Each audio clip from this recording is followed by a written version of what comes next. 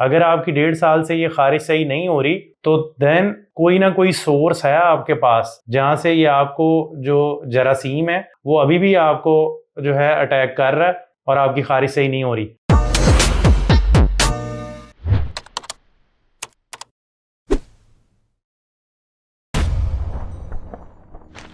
अस्सलाम वालेकुम, welcome to my YouTube channel doctor फ़ाई। उम्मीद करता हूँ आप सब लोग खैर व आफियत से होंगे। बहुत बहुत शुक्रिया to all my subscribers, to all my followers for watching my videos.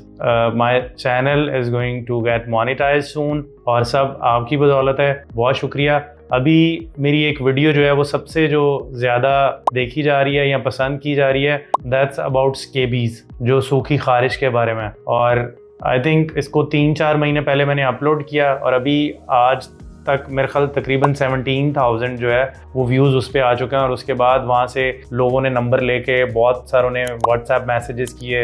Even people physically came to my clinic for consultation of scabies. तो सबसे पहले तो बहुत बहुत शुक्रिया। उम्मीद है कि उसको वीडियो को देख के बहुत सारे लोगों का जो है मसले का हल हो गया होगा। तो मैंने सोचा कि उस पर थोड़ा कुछ उस पर ना कमेंट्स थे काफ़ी सारे। एक कमेंट मैं जो कि स्पेशली मेंशन करना चाहूँगा, एक बंदे ने नीचे लिखा हुआ था कि इसके लिए सिर्फ डिटोल यूज़ करें और पानी ज़्यादा पिएं। और मैं यहाँ बताना चाहता हूँ कि हम लोग बहुत कॉमनली ना कोई भी खारिश वारिश हो तो हम डिटोल उसमें पानी में डाल के उसे नहाना शुरू कर देते हैं। तो एक्चुअली डिटोल जो है वो आपकी स्केबीज़ को वर्स कर देगा, आपकी खारिश को और ज़्यादा कर देगा। डिटोल का कोई रोल नहीं है। आपने अगर कुछ लगाना ही है तो आपने वो चीज़ें लगानी है जो आपको सूदिंग इफेक्ट दें। आप डव का साबुन यूज़ कर लें या इस तरह की चीज़ें, लेकिन डिटोल से कोई फ़ायदा नहीं होगा, आपकी स्केबीज़ और वर्स हो जाएगी। So let's talk about little bit more about in detail के स्केबीज़। कुछ लोगों ने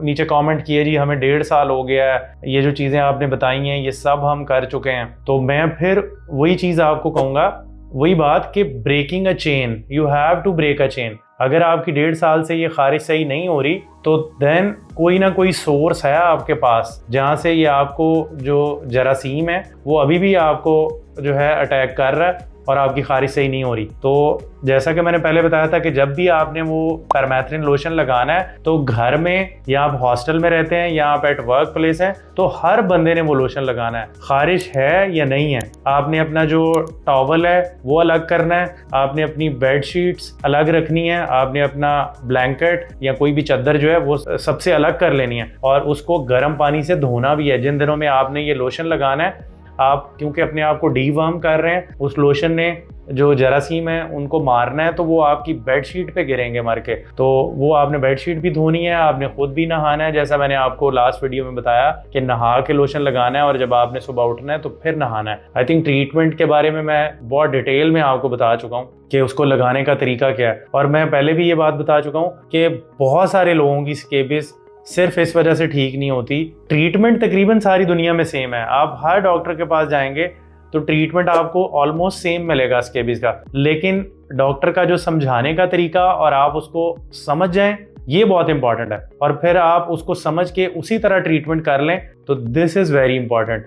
फिर उसके बाद जो चीज़ें आपकी स्केबीज़ को ख़राब करती हैं, और स्केबीज़ एक्चुअली सूखी खारिश को कहते हैं, जो कि या नीचे हमारे निचले वाले हिस्से में स्टार्ट होती है, रात के वक्त ज़्यादा होती है। रात के वक्त आपको शुरू में तो बहुत हल्की हल्की होगी, फिर इस तरह की भी नाइट्स आ जाती हैं कि आप सारी रात जो है आप सोते नहीं हैं और आप खारिश ही करते रहते हैं। फिर उसके बाद ये उंगलियों के बीच में, यहाँ इन जगहों पे, ये जो है कॉमन साइट्स हैं स्केबीज़ की। और लेकिन ये कहीं भी हो सकती है, इट्स नॉट ये तो प्राइमरी साइट्स है ना, लेकिन ये कहीं भी हो सकती है। सूखी खारिश होती है स्केबीज़, और अगर आपको जख्म बन गए हैं तो देन इट मीन्स कि खारिश तो थी लेकिन उस पर इन्फेक्शन हो गई है, तो this is called infected scabies. ठीक है, उसके लिए फिर आपको सिर्फ स्केबीज़ का ट्रीटमेंट नहीं, फिर उसके लिए आपको एंटीबायोटिक्स भी लेने पड़ते हैं। फिर उसके लिए जो आपको वो जख्म हो गए उस पर एंटीबायोटिक क्रीम भी लगानी पड़ती है। और इन सिवियर केसेस आपको डॉक्टर्स जो हैं वो स्टेरॉइड्स भी प्रिस्क्राइब करेंगे। खुद से आपने नहीं लेनी ये चीज़ें,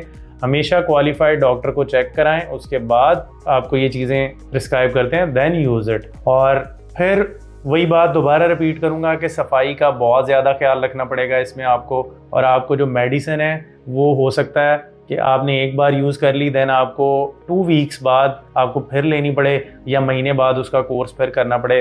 देन आपको 2-3 महीने का कोर्स करने के बाद इससे आपको मुकम्मल निजात आपको तभी हासिल होगी। और वीडियो अच्छी लगे तो शेयर करें। बहुत शुक्रिया।